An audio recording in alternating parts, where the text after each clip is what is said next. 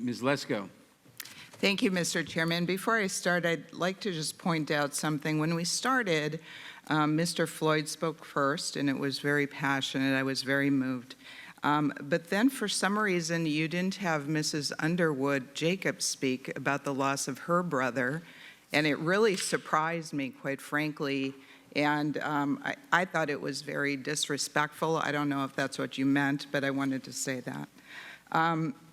I want to thank all of you for coming here, and I'm very sorry for your loss, Mr. Floyd, and for your loss, Ms. Underwood Jacobs.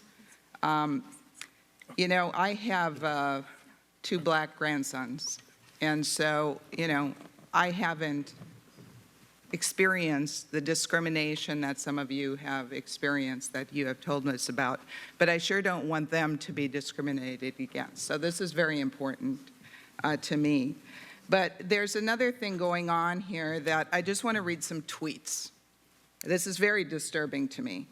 First of all, in early June, Brian Fallon, the executive director of Demand Justice and the former press secretary to Hillary Clinton's presidential campaign and spokesman for Attorney General Eric Holder, tweeted, "Defund the police."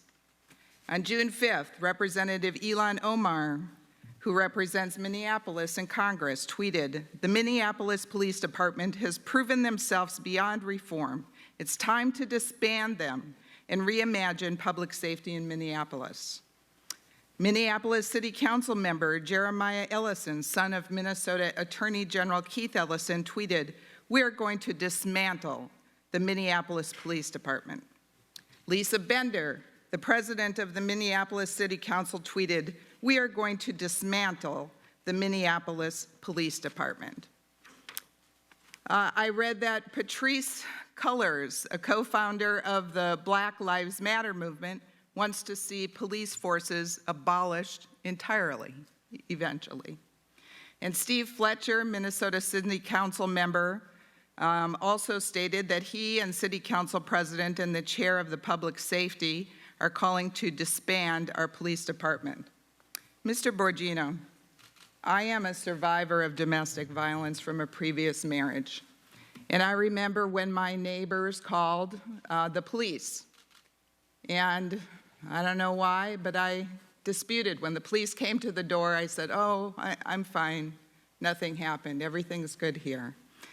If we disband, dismantle, defund, reduce funding in the police, what's going to happen to the woman that calls out, who's a victim of domestic violence? What's going to happen to response time?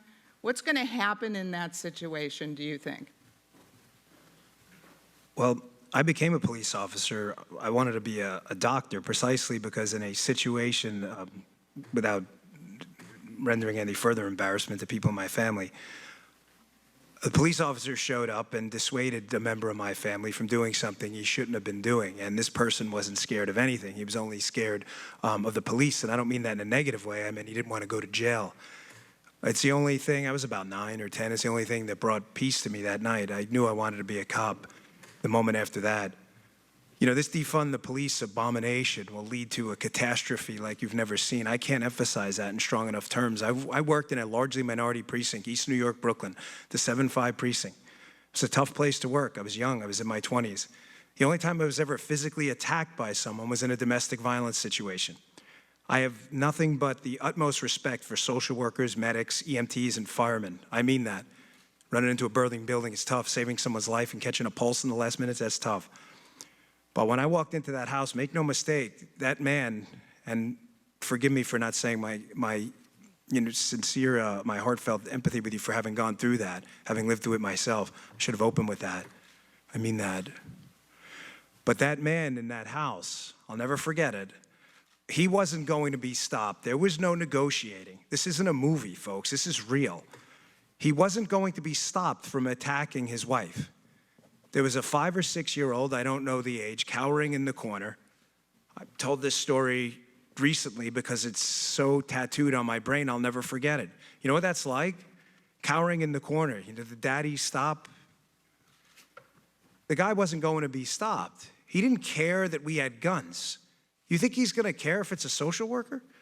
Again, I'm not sure where this ridiculous absurdity of defunding the police came from, but I didn't come here with some partisan agenda, and frankly, I'm deeply offended at some who've made it so, including mischaracterizing my comments by Mr. Muriel, which was offensive to me, too. You can pound a table all you want, but that's not what I said. Black families matter to me, too. That was my point. Not that the tragic death of Mr. Floyd had anything to do with that. But what about black families that are the subject of domestic violence? The guy I stopped hit me with an ironing board, you know that? And luckily my partner was there to save me, and that woman, and that crying 5-year-old child. Gentlelady's time has expired.